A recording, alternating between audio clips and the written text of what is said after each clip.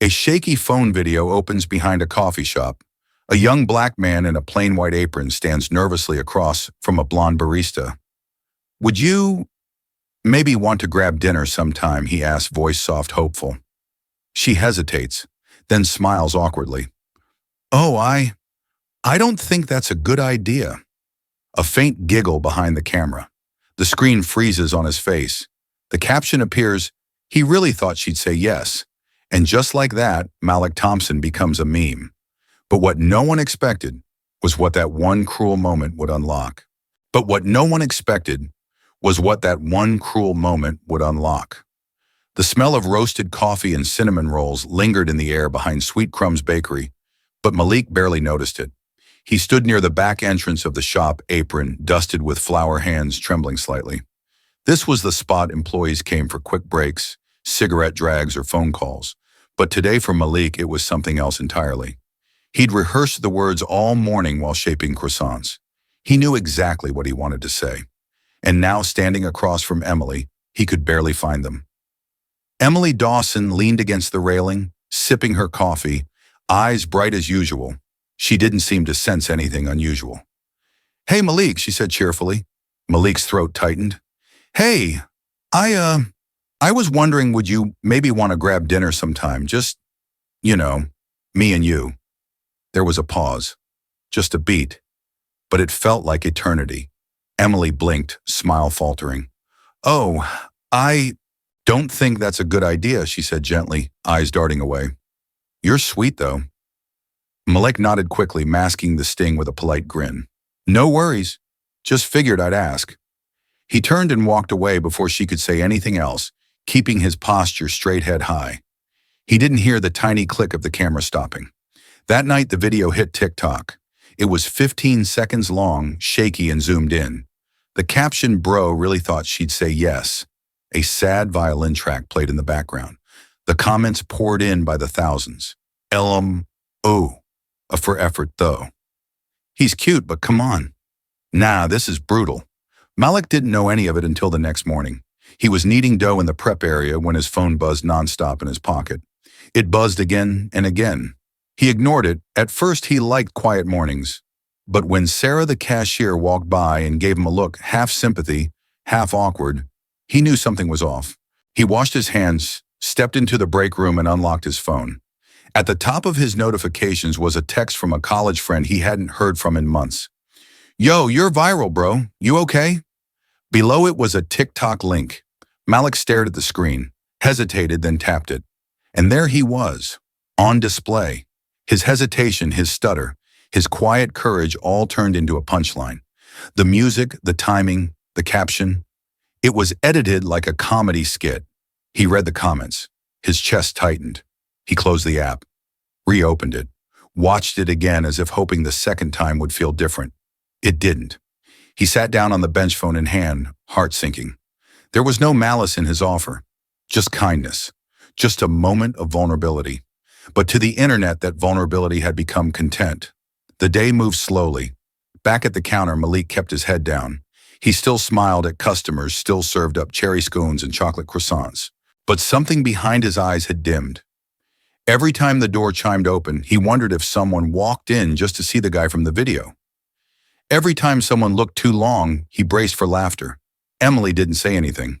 She must have seen it, Malik thought. But her eyes avoided his, and that was enough of an answer.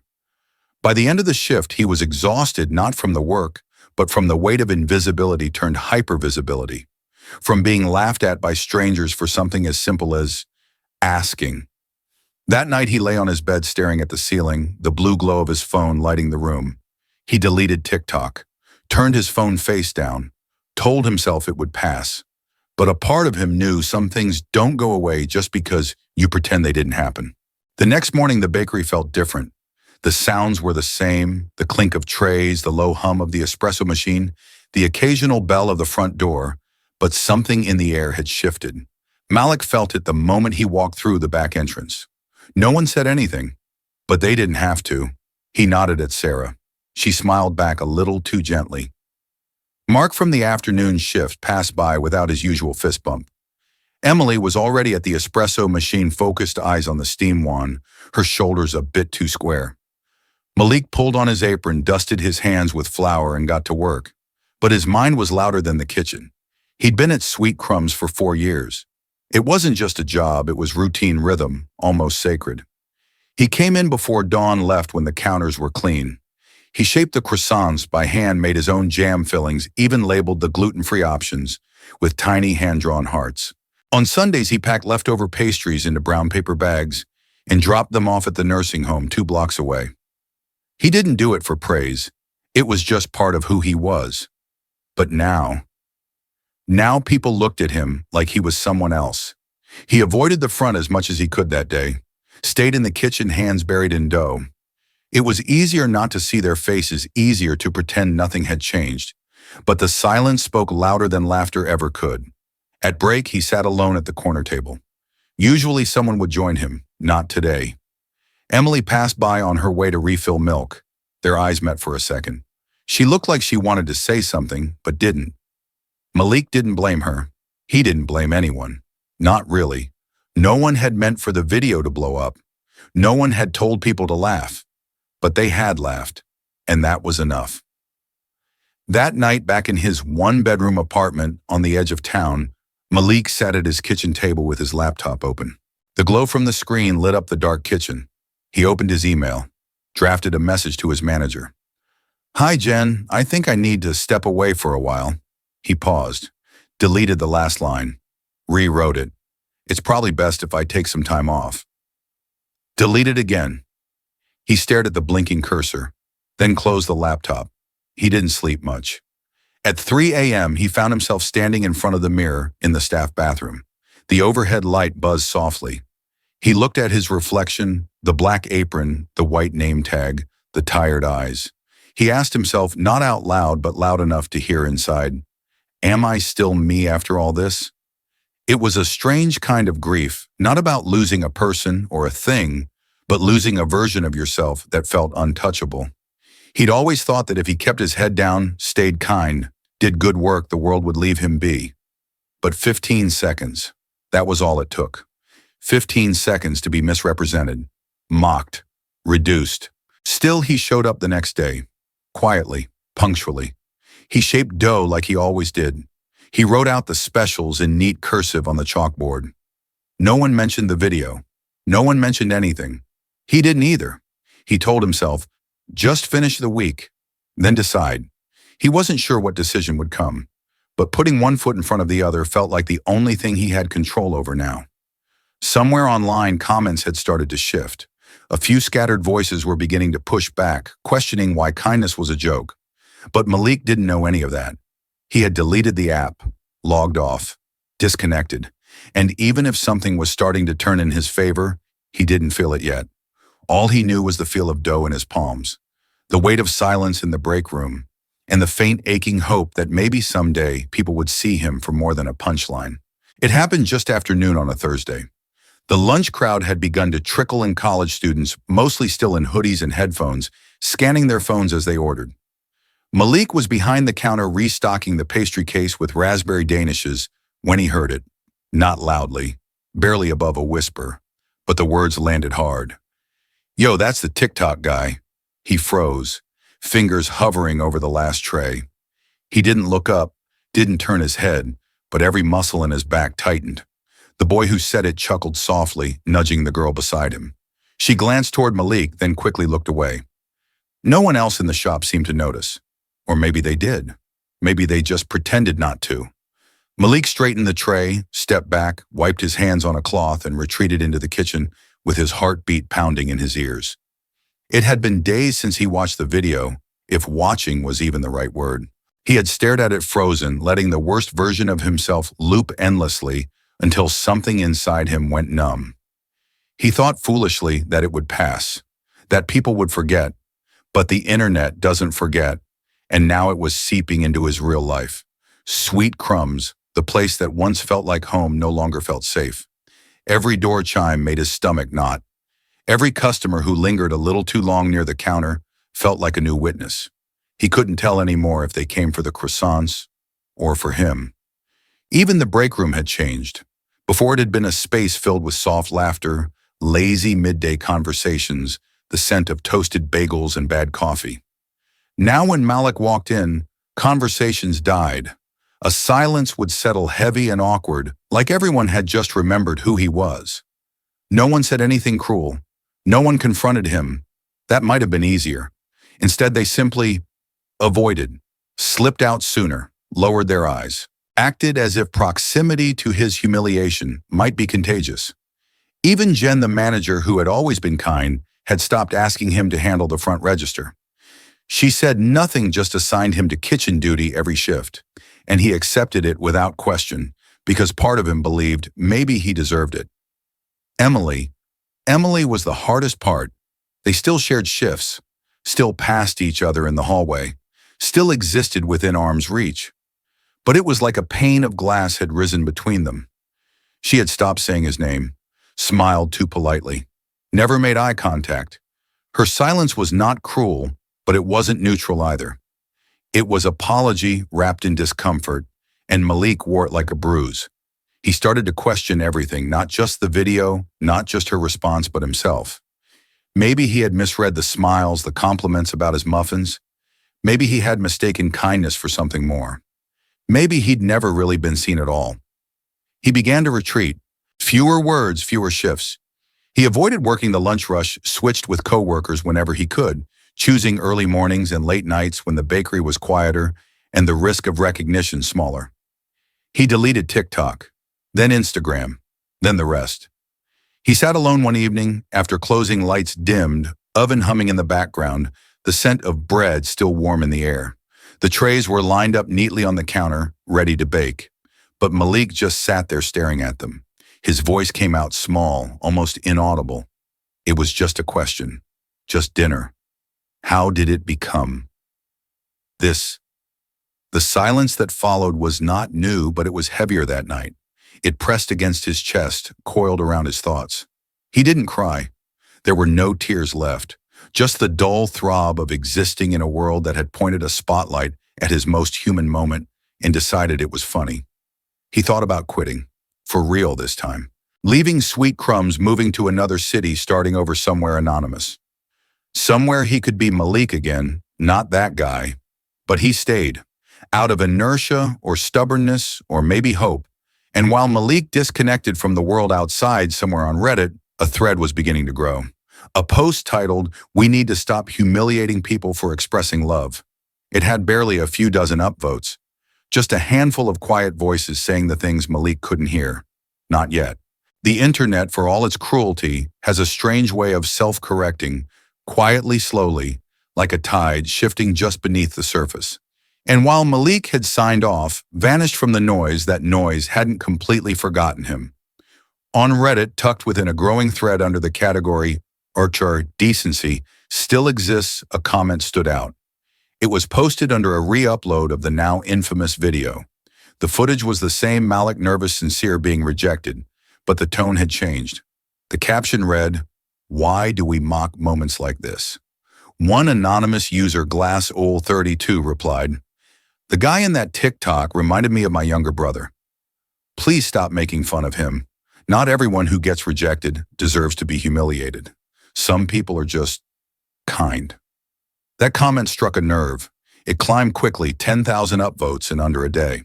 More voices joined in, people who had once been on the receiving end of similar mockery, people who'd watched friends crumble from digital shame, people who simply believed that expressing affection shouldn't come with punishment.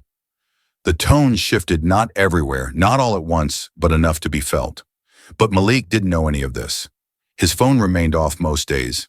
His apps were deleted. His browser history was limited to recipes and weather forecasts. He had carved out a small world of silence, and in that silence, the noise outside continued without him. Somewhere in Chicago, however, a woman named Alana Pierce was watching. It started the way most distractions did, late at night, scrolling through Instagram reels between case files. She was 32, a practicing attorney, sharp and direct by day, introspective and wide-eyed by night. She almost scrolled past the video, just another clip in the sea of curated heartbreak and humor. But something about it made her stop. She watched once, then again, There was something in his posture, the way he stood without aggression, without performative flair. There was hesitation, but not weakness. There was dignity, even in rejection. And above all, there were his eyes. Alana knew that look. She had seen it before in the mirror, in the eyes of friends, in lovers who carried the quiet ache of being too soft for a loud world. She was angry at first, not at the girl Emily had said no with grace, but at the laughter, the captions, the comment sections turning a moment of vulnerability into a viral joke. But more than anger, she felt a tug of familiarity.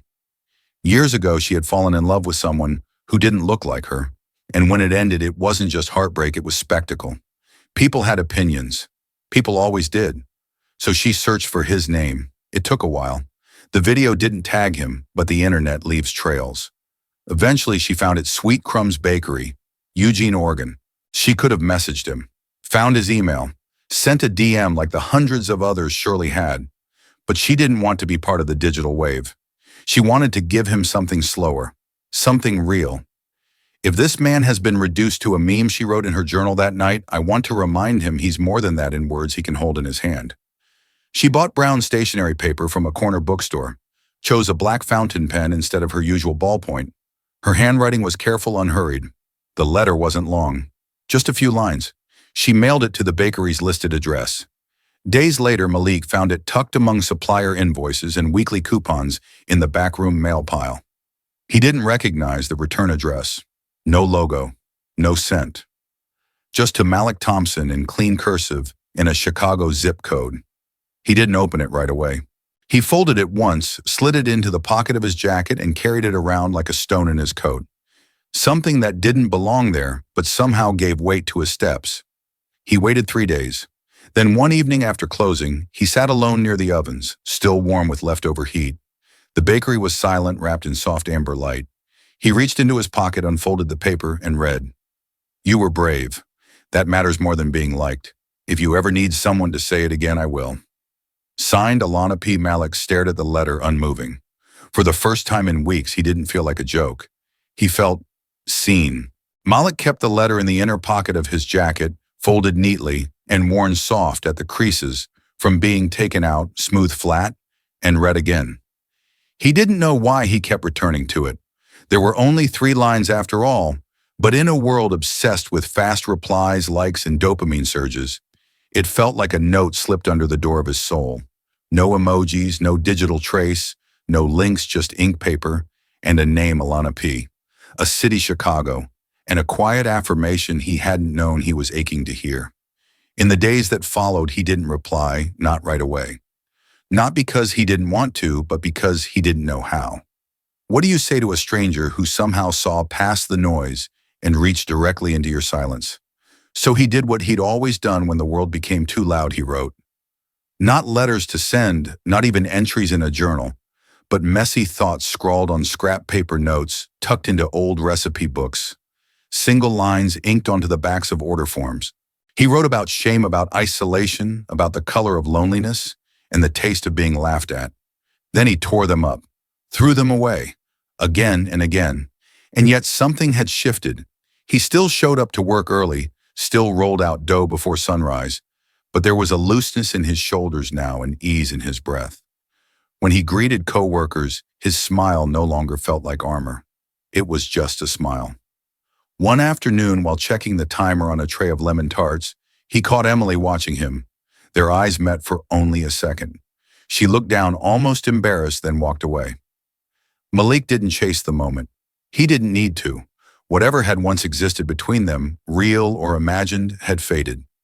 It didn't carry resentment anymore, only closure.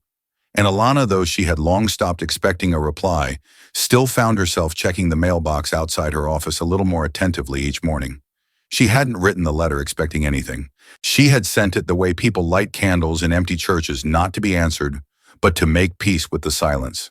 But one Sunday afternoon, weeks after she'd forgotten the exact date she'd sent it, a small envelope arrived. Her name was handwritten, slightly slanted in a neat but unsure script. Inside the note was brief. Thank you. Your letter reminded me that I still exist outside the frame they tried to put me in. Malik. Below it, scribbled in the corner, was the address to Sweet Crumbs.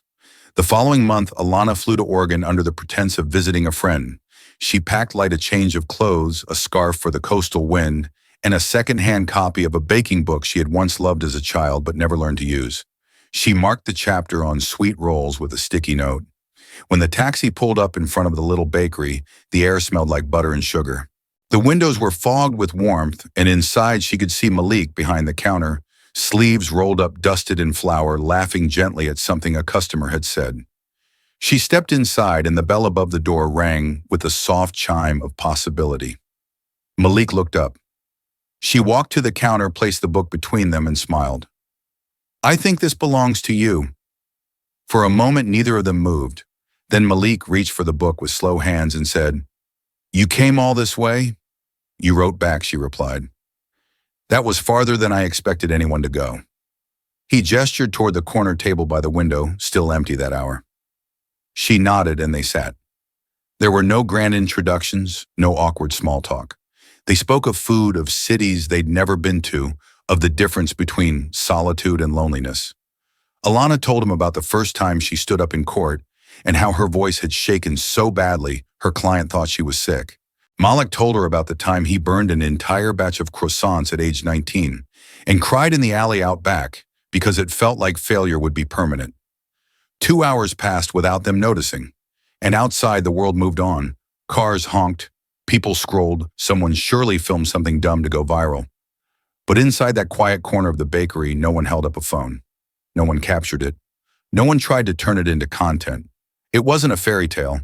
It wasn't a redemption arc, but it was something rarer. It was the beginning of something real. After that quiet afternoon by the window, something shifted gently, like autumn light through old curtains. Malik and Alana didn't fall into some whirlwind romance. There were no grand declarations, no late-night airport chases. Instead, they wrote letters, slow, thoughtful, handwritten at first. Then came emails, a little more frequent, a little more playful, and eventually the calls. Short at first, scheduled between court dates and early baking shifts, then longer until they forgot why they even called and simply stayed on the line, breathing in each other's spaces across the miles. Neither of them tried to define what was happening. Malik remained in Eugene, tending to his flour-dusted routine. Alana stayed in Chicago, grounded in legal briefs and weekend yoga. But between those cities, something took root, quiet, steady, and real.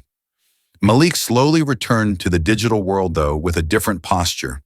His Instagram, once deactivated, flickered back to life. No selfies, no hashtags, just photos of his loaves, golden crusts broken open, slices of sunlight on cooling racks. He said nothing, but people noticed, and they responded, with hearts, with silence, with reverence. Alana, one night when she couldn't sleep, stumbled upon the Reddit thread that had started it all.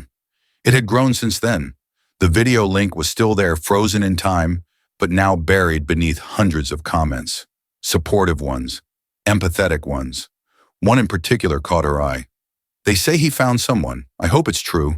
He deserved better than that video ever showed." She didn't reply, but she read it twice, then once more. The world hadn't forgotten Malik, but it had begun to remember him differently.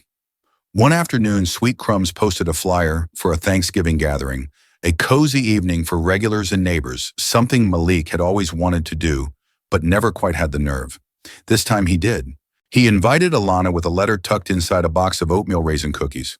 She flew in that weekend, bringing with her a new scarf and a smile that had learned how to settle in his kitchen.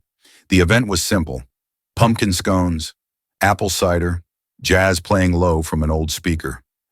There were familiar faces, customers who remembered when Malik first started working there, new hires who'd only heard about what happened in passing. No one brought up the video. No one whispered. They just said things like, "You seem lighter these days," or "That smile's working overtime." Alana stood by the coffee table talking to an elderly couple about sourdough techniques. Malik watched her from across the room and felt for the first time the shape of something that resembled peace. Meanwhile, in some distant corner of the internet, the video resurfaced again. Only this time, it wasn't posted for laughs. A page dedicated to human moments and redemption stories shared it under the caption, "What Kindness Deserves." The tone had changed. Malik was no longer a punchline. He had become a symbol, quiet, flawed, but full of grace. And then one night as Malik was closing up, he saw her name appear on his phone screen. Emily. It had been months. He hesitated before opening the message. Inside were just a few lines. I saw the video again. I never read the comments before. I didn't realize how much that hurt you. I'm sorry. He read it twice. Not because he needed to, but because he wanted to respond from a place of truth, not habit. His reply was simple. It's okay. It led me to better things.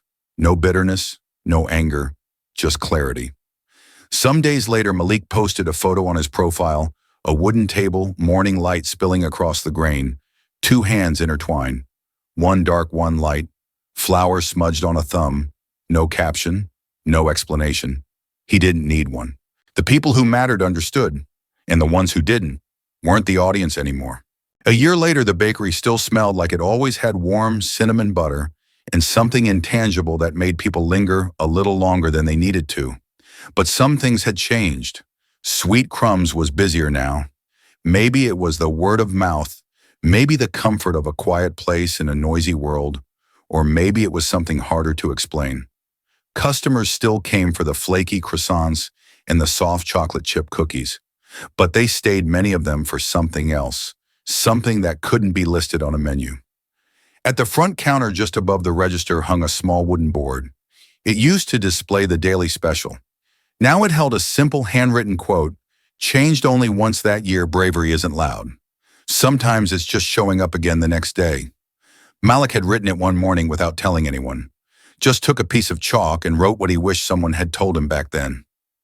He didn't expect anyone to notice, but people did. Someone took a photo, then another, and slowly the words began appearing in places far from Eugene, shared under book reviews in college dorm rooms, on the walls of cafes he'd never seen. He never commented on it. He just smiled when customers asked about it. That was enough. Malik hadn't changed much, at least on the outside. He still wore the same work apron, still arrived before sunrise, still arranged pastries with the kind of care that made them feel like small gifts. But his smile came more easily now, not forced, not guarded, just real. Alana visited often. Sometimes she stayed for a weekend, sometimes for a week. She and Malik didn't label anything. They didn't need to. Their connection wasn't built on titles or timelines. It was built on presence, on showing up, on being gentle in a world that rewarded sharp edges. They didn't post about each other. No grand couple portraits, no matching hashtags. But sometimes when Alana was in town, she'd help wipe down the counters at closing time, or sit behind the counter reading a paperback, while Malik pulled trays from the oven. If you look closely, you might notice the way they stood near each other, never too close, but always aware. No one talked about the video anymore. New employees barely knew it had ever existed. Customers who did remember didn't bring it up. And yet the story hadn't vanished. It had just transformed. It lived quietly in the way people spoke to each other in that bakery, in the way baristas hesitated before mocking a shy customer, in the way strangers gave each other a little more grace. One afternoon, a journalism student asked to interview Malik for a university project on internet culture. They sat in the back corner of the bakery, steam rising from their mugs.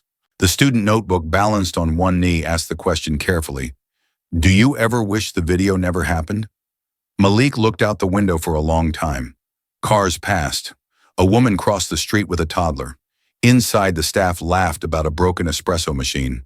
Then he turned back and said quietly, "No, because it made me visible to someone who actually saw me."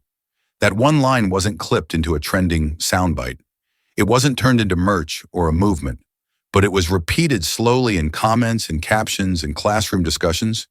It became something else, a kind of reminder for anyone who had ever been reduced to a joke, for simply caring too much, for loving too visibly, for daring to hope in front of an audience too quick to mock.